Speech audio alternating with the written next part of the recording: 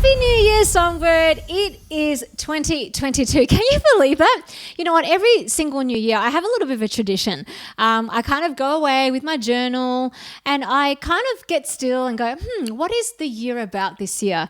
And you know what? I believe that the year for you, Songbird, specifically, it is your year to shine. And you know, I really believe that it is your year to shine this year. As it pertains to your singing goals, as it pertains to your life goals, it's your year to shine. And I want to be here to support you. So I want to invite you, please, to join me and songbirds from all around the globe in the Sing Better in 7 Days Vocal Transformation Challenge. You can actually watch this video to find out more about that. But right now, I just want to wish you, your family, and your loved ones an incredibly successful, fruitful, beautiful, abundant and blessed 2022. You know, I hope that all your dreams come true. I hope that you move forward in your singing goals and become a singer that you have always dreamed of.